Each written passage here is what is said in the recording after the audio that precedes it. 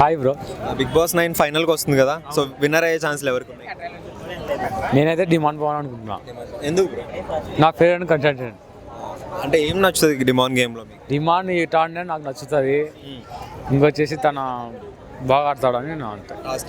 నా టాస్క్ కూడా బాగుంటుంది. చాలా మంది బయట చూస్తే పవన్ కళ్యాణ్ అయ్యే ఛాన్సెస్ ఉన్నాయి, ఆర్మీ పవన్ అంటున్నారు కదా. అవును, కానీ నా ఫేవరెట్ కంటెంట్ డిమాండ్ పవన్, అందుకే నేను డిమాండ్ పవన్. విన్నర్ ఛాన్సెస్ ఉన్నాయా? మీ favourite okay, but winner chances top 2లోనే వచ్చారు అని రన్నర్. అంటే రీతు వలన ఏమన్నా మైనస్ అయిందంటారా గేమ్లో? ఇప్పుడు రీతు ఎలిమినేట్ అయిపోయింది కదా. అవును, అయిపోయింది. అయిపోతే కూడా బాగానే ఆడుతున్నాడు అని నా అభిప్రాయం. అంటే ఎలిమినేట్ అవ్వకముందు రీతు వలన ఏమన్నా మైనస్ అయిందంటారా డిమాండ్ గేమ్కి? నాకైతే ఆ టైం అనిపించలేదు, బాగానే ఉంది వాళ్ళు. బాగానే ఉంది అని. బయటకు వచ్చిన తర్వాత మీరు ఇద్దరు లవర్స్ అంటే కాదని చెప్పింది. మీకేమనిపించింది హౌస్లో చూసినప్పుడు గేమ్? నాకేం అలా అనిపించలేదు. డిమాండ్ కాకుండా ఎవరికి ఛాన్సెస్ ఉన్నాయి విన్నారే? నేనైతే కళ్యాణ్ అనుకుంటున్నా. కళ్యాణ్ గేమ్ ఎలా అనిపిస్తుంది? కళ్యాణ్ బాగా ఆడతాడు, అంతా బాగానే ఉందండి. కామన్ మ్యాన్స్గా వచ్చి వీళ్ళిద్దరే ఇంతవరకు ఉన్నారు కదా, ఎలా అనిపిస్తుంది మీకు? కళ్యాణ్ విన్నర్ చేసే ఎక్కువ ఉందని అనిపిస్తుంది. తనుజ గేమ్ ఎలా ఉంది?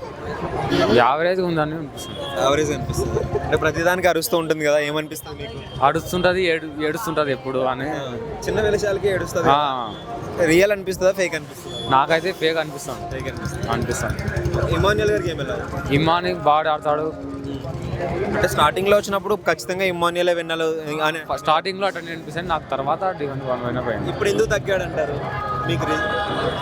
నాకు రీజన్ అంటే ఏం మైనస్ అయ్యి ఉండొచ్చు ఇమాన్యుయల్ గారి గేమ్? మైనస్ ఏం లేదు, అతను బాగానే ఆడుతున్నాడు. నాకు తెలిసినంత కళ్యాణ్ అంటే తర్వాత టాప్ 3లో ఆయన ఉండొచ్చు అని